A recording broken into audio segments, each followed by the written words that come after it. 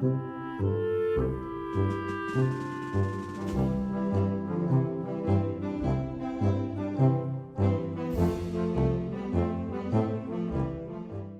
everyone, I'm John Fensel and we're here in the town of Gettysburg. This corner was then Pennsylvania College. Today, this place is part of the campus of Gettysburg College and is an often overlooked historical monument on the Gettysburg battlefield. The monument is dedicated to Battery K of the 1st Ohio Light Infantry. But Battery K's story, even though it was only 30 minutes in duration, is one that everybody, I think, should know. This is an important place because on the afternoon of that first day of battle, Oliver Otis Howard sent orders to Carl Schurz and Abner Doubleday to fall back through the town of Gettysburg to Cemetery Hill. General Early was using Hayes' Louisianans and Avery's North Carolinians to keep up the momentum against the Union First Corps. Brigadier General Henry Hayes' Confederate infantry were then known as the Louisiana Tigers. They had just played a major role in defeating Barlow's division over on Barlow's Knoll, and now they were pushing the 11th Corps through Gettysburg. Captain Louis Heckman was a German-born baker in his 40s, and he was commanding Battery K, 1st Ohio Light Infantry, during the first day of the Battle of Gettysburg. When the 11th Corps position north of here began to crumble and retreat, it was Heckman's battery that was called out of reserve on Cemetery Hill to provide artillery support to the retreating troops. Upon arriving here, Heckman and his artillery battery were going forward as the rest of the 11th Corps were retreating toward where the Gettysburg College Huber Hall stands today. So, seeing only a single battery with virtually no infantry support guarding the entrance to the town, Hayes' Confederates saw it as a perfect opportunity to overrun and capture those 4 Union 12-pounder Napoleon guns.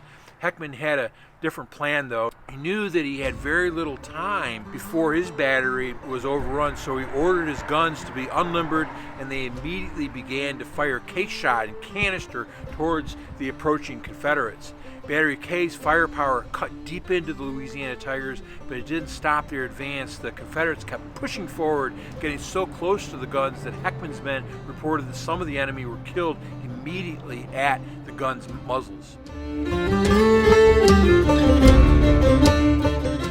After a fierce half-hour fight, Hayes' brigade and the 6th North Carolina under Colonel Isaac Avery began to flank Battery K, and that led Heckman to call for a quick retreat of the guns. The sheer proximity of the Confederates to Battery K, though, combined with the number of horses killed, forced Heckman to leave half of his battery in enemy hands.